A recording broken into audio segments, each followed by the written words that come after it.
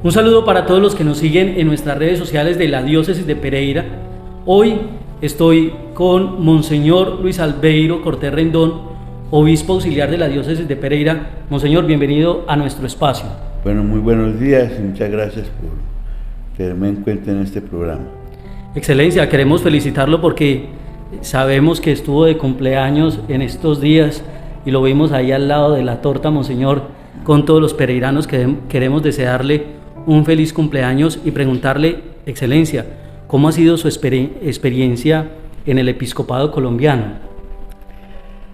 Bueno, todos ustedes saben que hay oficios, tareas, ministerios en la iglesia que llama a través de muchos medios y digamos muchos signos, y fui llamado al episcopado ya en el año 2003 por el Papa Juan Pablo II, ministerio que realmente nos ocupa en tres dimensiones: en la dimensión evangelizadora, en la dimensión santificadora del pueblo de Dios y también en el gobierno y en el manejo de los bienes y cosas de la iglesia. Ha sido una experiencia para mí enriquecedora y muy bonita, en el sentido de que uno está en un contacto permanente con el pueblo de Dios, en la orientación, en la formación, en el acompañamiento, bueno, tantas actividades que tenemos diariamente todos los que somos sacerdotes y obispos. Monseñor Luis Albeiro, algunos tuvimos la fortuna de contar con usted en el seminario como formador, y desde esa experiencia formativa vimos que su corazón arde muchísimo por el tema de la nueva evangelización, que es una experiencia lograda en la diócesis de Pereira, pero que no es Pereira la que origina ese proceso, sino que se ha traído desde América Latina, pero por voz del Papa Pablo VI con la Evangelii Nunciandi que usted nos enseñó, pero también el Papa San Juan Pablo II puso al día ese llamado a la nueva evangelización. Excelencia, ¿qué es esa nueva evangelización? Bueno, primero diría que la vida del sacerdote siempre está encaminada y en función de la evangelizar. Esa es la tarea que tenemos todos. Yo desde muy joven en el sacerdocio tuve la oportunidad de tener oficios y trabajo siempre en relación con los laicos. Pues bien, yo diría que la nueva evangelización es una renovación de la vida de la iglesia, de la vida de la parroquia. Es una invitación permanente a la conversión, a vivir plenamente el mensaje del Evangelio, sobre todo para lograr tener como decía el Papa Pablo VI, una nueva civilización del amor, donde los hombres podamos vivir siempre en paz, en fraternidad, en hermandad. Y eso es lo que busca, ¿no? Realmente que el reino de Dios esté entre nosotros con todas estas características que deberíamos vivir y que nos enseñó ciertamente el Señor. Hay que anotar que el proceso como tal, o los procesos de evangelización, se acentuaron mucho en la conferencia de Santo Domingo, cuando se celebraban los 500 años de la presencia de la Iglesia aquí en este continente. Entonces, esa reflexión fue tan bonita, tan profunda, que cuando se recogieron todos los datos, la información, y se publicó lo que llamamos nosotros el texto de trabajo, entonces allá aparecen dos procesos. Uno, que es el PDRE,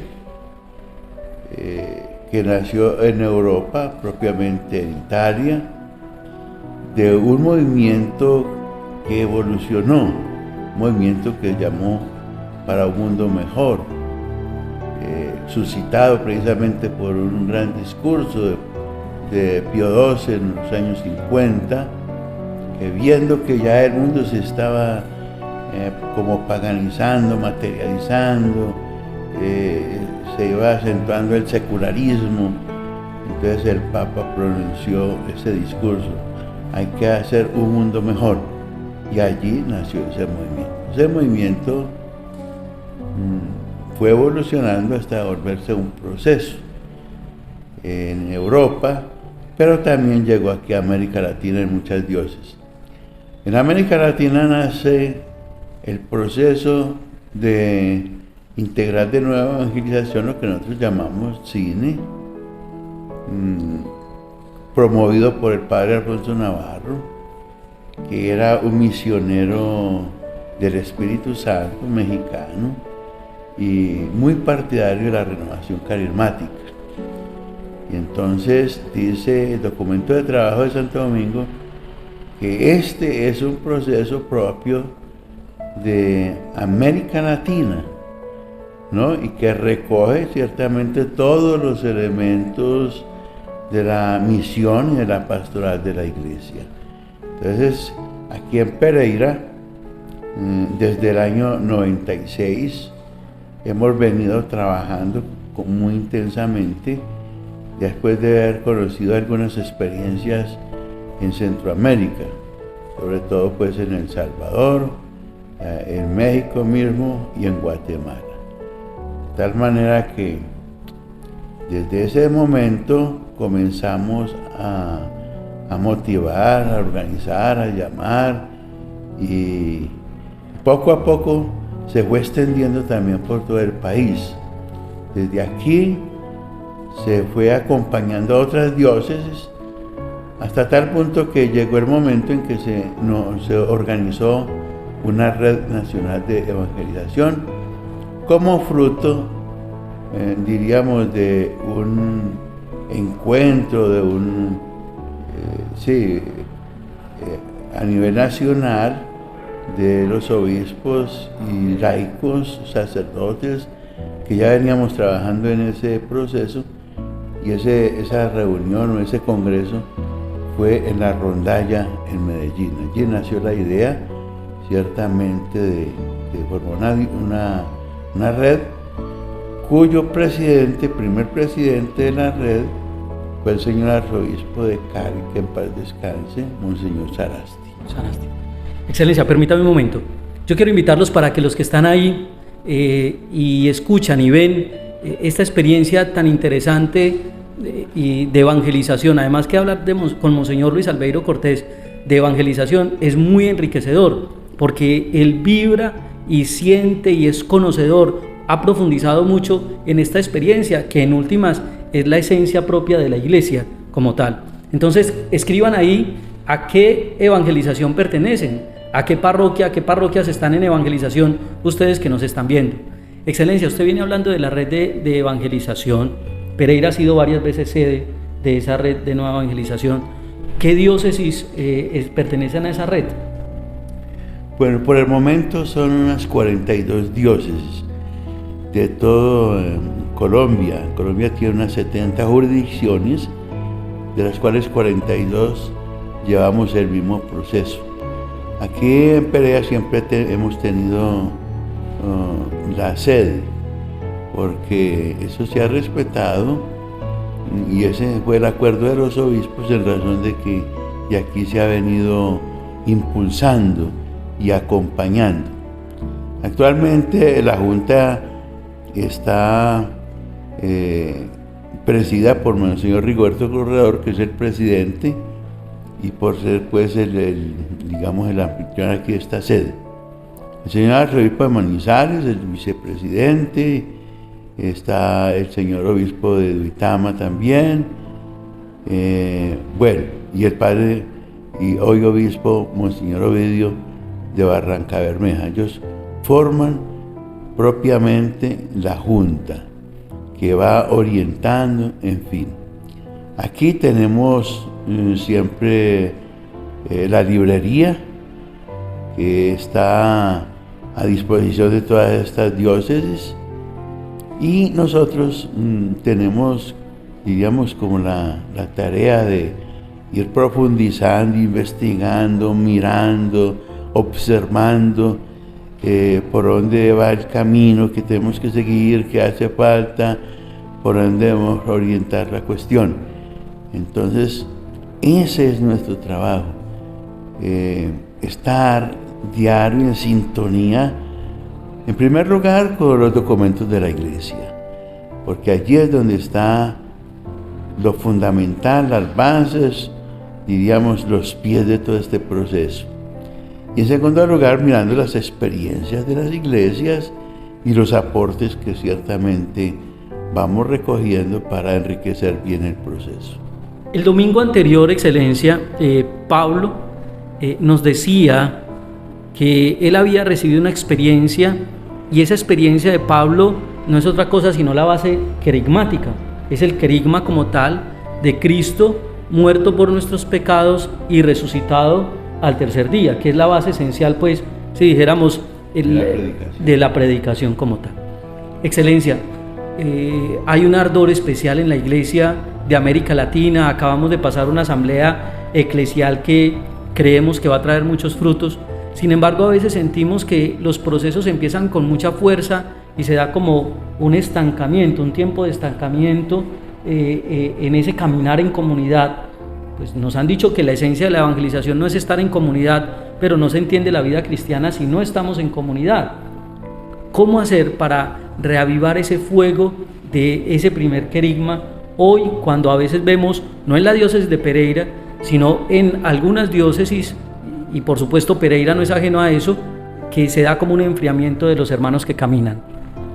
Bueno, yo creo que todo depende de los pastores, los sacerdotes, los obispos, que tienen que ir acompañando, orientando y vibrando con esto, porque es que esa es la razón de ser de nosotros, no hay otra.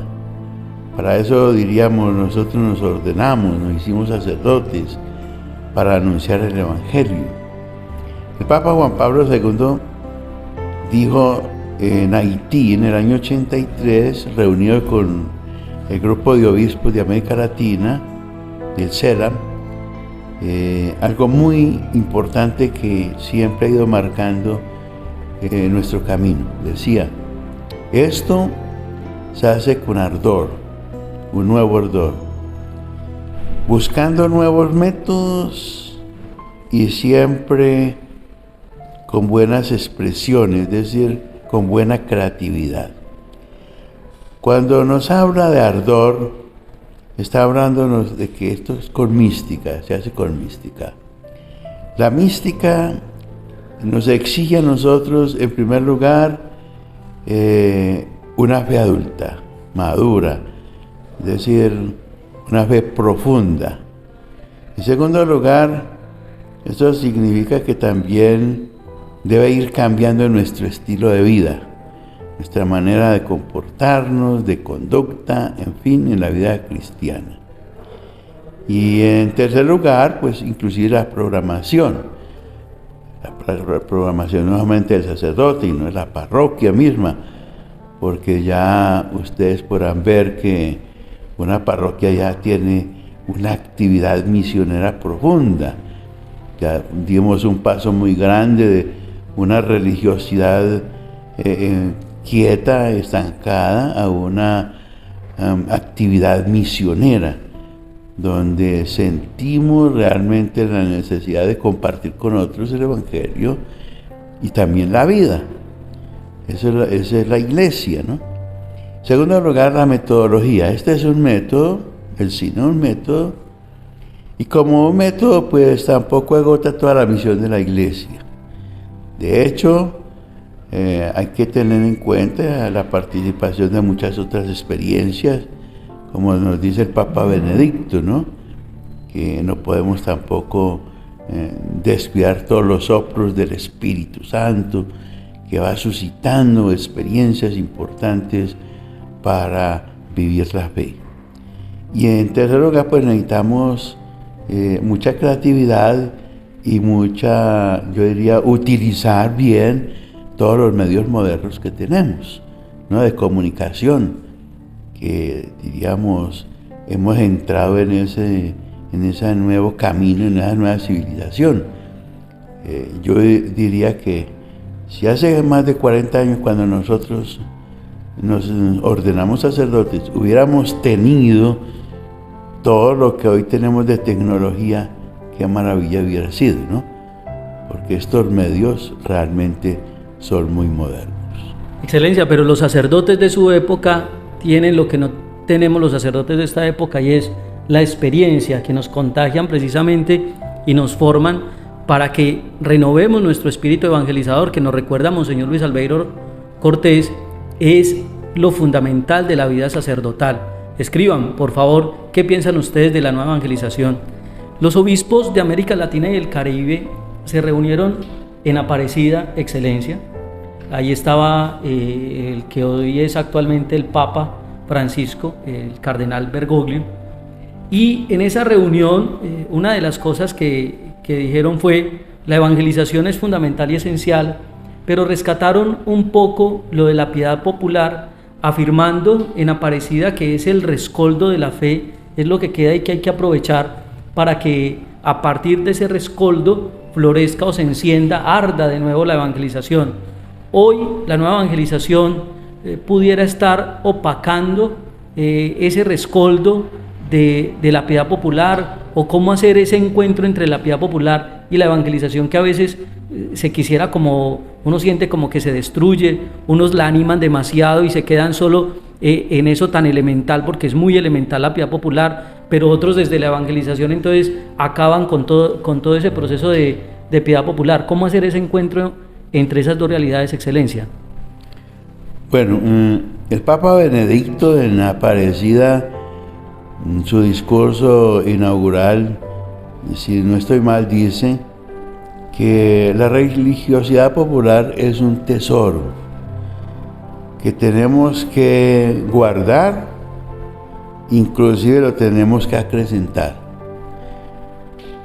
Siempre hemos dicho que la religiosidad popular está presente en este pueblo desde antiquísimos años, yo diría desde que llegó la fe a este continente, porque aquí a nosotros, lo diríamos pues a las gentes de aquella época, para transmitirles la fe, tuvieron que buscar muchos medios, y entre esos medios pues llegó todo esto de la religiosidad, ¿no? Como las procesiones, las imágenes, inclusive las imágenes fueron como el catecismo para los pobladores de aquel tiempo, para poder que asimilaran realmente el mensaje del Evangelio. Por eso uno va a las iglesias, por ejemplo, de Centroamérica, sobre todo en Guatemala, que yo conozco. Todas las iglesias uno ve que están llenas de cuadros religiosos, hasta las sacristías. Era realmente como un catecismo. Entonces, la religiosidad popular ha sido una ayuda muy importante. Hay que saberla orientar, ciertamente, e impregnar de esta evangelización. No hay que destruirla, no hay que despreciarla, por el contrario, hay que respetarla, tenemos que aprovecharla. Yo recuerdo aquí uno de los sacerdotes que ya murió, los mayores, el padre Efraín Mejía Valencia, sí, que como párroco tenía algo muy práctico, ¿no? Ya llegaba, por ejemplo, el tiempo de Semana Santa y él no paraba el proceso. Al contrario, las comunidades estaban vivas y entonces aprovechaba para que en esas comunidades se tuvieran una catequesis profundamente sobre el misterio de Cristo, sobre la muerte y la resurrección del Señor, los pasajes importantes que se viven durante esa semana. Lo mismo se hacía cuando teníamos la fiesta de Pentecostés. Él preparaba el novenario a través de esas comunidades con catequesis ciertamente sobre el espíritu, en fin. Entonces combinaba muy bien la experiencia de religiosidad que se estaba viviendo en el momento, también con la evangelización que se iba llevando. Y ese me parece que debe ser el camino. Se da un encuentro muy importante, mire esa experiencia que nos regala Monseñor Luis Albeiro del Padre Efraín. Se da una experiencia, un encuentro entre la religiosidad popular que anima la evangelización y la evangelización que forma a la religiosidad popular. Excelencia, usted hoy tiene en cabeza la escuela diaconal, que es todo este proceso, esta experiencia del diaconado permanente. Permítanme preguntarle ya en la recta final de este programa, ¿qué es el diaconado permanente? Bueno, los diáconos, todos conocemos bien el texto de los Hechos de los Apóstoles, el capítulo 6, cuando son llamados otros hombres, varones, para hacer un oficio muy concreto, necesario en aquel momento, que era la atención a las viudas y a los pobres. El diaconado existió toda la vida, que en algún momento de pronto se descuidó un poco, o mejor dicho, se relegó nomás a los seminarios. Ya con el Concilio Vaticano II, en la Lumen Gentium, habla de volver a instaurar este diaconado en toda la iglesia, llamando hombres idóneos y bien formados para prestar este ministerio. Aquí en la diócesis de Pereira, desde el tiempo de Monseñor Castillón, cuando asumió la diócesis, más o menos en el año 75, comenzó este trabajo. De hecho, aquí tenemos el primer diácono a nivel de Colombia. Entonces, con el padre Luisito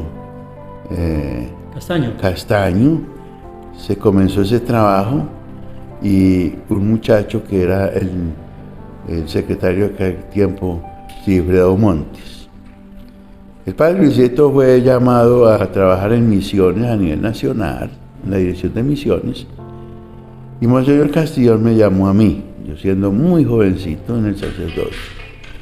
Y desde ese momento, diríamos, me enamoré de este trabajo. Acompañé 5 años cuando eso se tenía el centro de formación en Taparcal, en Belén de Umbría. Después de que regresé ya a la diócesis, después de haber estado como obispo en Vélez, Santander, y retornar de nuevo aquí como auxiliar de Monseñor Rigoberto Corredor, me pidió el favor de asumir de nuevo este trabajo porque estaba un poco en stand-by. Tuvo siempre un tiempo, diría, así con mucho vaivén. Entonces, de inmediato comenzamos. Ya vamos sobre 7 años. Ha sido un trabajo muy fructífero, yo diría muy esperanzador. Tenemos unos 40 candidatos, gente muy preparada, profesionales en su mayoría, hombres muy comprometidos en la iglesia, en los procesos de evangelización, en todos los apostolados. De tal manera que vamos marchando ya en el tiempo pues en que estudia la dirección, y como el señor Rigoberto se han logrado ordenar 10 diáconos al servicio de la diócesis. Tenemos algunos en comunidades rurales, sí, que es muy importante porque en el campo hay muchos centros de culto que los sacerdotes hoy, por falta de cooperadores o demás sacerdotes, no alcanzan a cubrir del todo, pero entre la presencia de un diácono es muy importante para la evangelización, la formación cristiana la catequesis, no solamente de los niños y de los jóvenes, sino también los adultos, sino también la preparación, diríamos así, de las personas a la vida sacramental. Y diríamos para que haya un ambiente propicio ciertamente, para que ya el sacerdote no tenga sino que pues hacer su misión de celebrar la Eucaristía y de ir pues haciendo también su trabajo. Entonces, en ese sentido pensamos, como señor Rigoberto, que los diáconos deben tener un trabajo concreto, una comunidad que ir acompañando y que estén en comunión, no solamente con el párroco y el obispo, sino con toda la iglesia diocesana.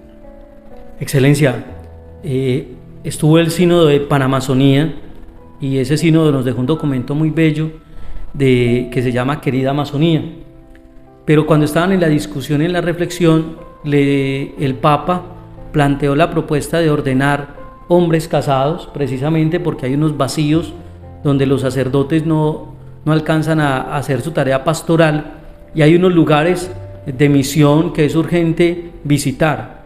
La pregunta, sin querer ser imprudente, Excelencia, el diaconado permanente es un camino para que se pueda cumplir esa necesidad dentro de la Iglesia de ordenar hombres casados, como lo ha propuesto el Papa Francisco, que en últimas fue una idea que se descartó del documento de Querida Amazonía. Bueno, eso fue una idea en su momento, realmente para unos territorios inmensos, porque uno hablando con los obispos del sur, me contaba alguno de ellos, sobre todo el obispo de Mitú, por ejemplo, el de Leticia, que para ir de una comunidad a otra, pues muchas veces hay que coger una avioneta 1 o 2 horas, y hay que mirar los costos de esos viajes, porque es la única manera de poder llegar. De manera que es muy complicado. Hay unos centros, diríamos así, unos poblados indígenas, donde sería muy importante la presencia de un ministro pues, de la iglesia. Eso quedó, diríamos así como, entre comillas, ¿no? Fue una idea. Lo que sí es que el diaconado debería extenderse a esos territorios. De hecho, hace en el mismo tiempo en que estaban en el sínodo de la Amazonía, ordenaron un indígena diácono permanente en Mitú, ¿no? Ya es un signo de que si hay entre estas comunidades gente de fe y gente de liderazgo religioso, diríamos que profesan nuestra fe católica. Ahí está presente también la iglesia. Ojalá pues se pudiera extender este trabajo de los diáconos, así como hay tantos catequistas en esos lugares. De tal manera que yo sigo pensando que el diaconado hace parte fundamental de la estructura jerárquica de la iglesia. Somos los obispos, los presbíteros y los diáconos. En esta ocasión, como siempre ha existido en toda la iglesia, en todas las épocas, la opción de tener hombres casados o también serios dentro del diaconado permanente. Excelencia, ya para finalizar, ¿qué requisitos se necesitan para entrar a la escuela diaconal? En primer lugar, los candidatos son presentados por los párrocos, que los conocen, que están integrados a la parroquia, que están en un apostolado, que viven los procesos de evangelización, hombres de fe probada, ¿no? Diríamos con vida matrimonial estable, cuya familia pues va marchando dentro de todos los parámetros cristianos, una buena formación familiar, que tenga pues estudios mínimos, al menos mínimo un bachillerato. Ojalá, como vemos ahora en este momento, hay muchos profesionales en ello, y sobre todo tener en cuenta que hay una exigencia fundamental, que es hacer la escuela de teología. La escuela de teología de la diócesis funciona en la Universidad Católica. Entonces allí con profesores idóneos van orientando 3 cátedras fundamentales de la teología: la teología bíblica, la teología dogmática y la teología moral. Y yo, con otro equipo, en el cual está el señor rector del seminario mayor, Padre Joaquín, está el diácono Querubín, tenemos la ayuda de algunos sacerdotes profesores, el vicario de la pastoral y por supuesto pues Monseñor Rigoberto. Nos toca la formación complementaria, que llamamos formación permanente, que ya es en el momento en que vamos acompañando, vamos conociendo a las personas y ahí se van escogiendo y llamando a los ministerios y posteriormente al diaconado. Excelencia, queremos darle las gracias primero por su vida ministerial, por todo este regalo que ha hecho desde el episcopado para la Iglesia de Colombia, en la iglesia particular de Pereira. Dios lo bendiga por ese trabajo, por su entrega misionera.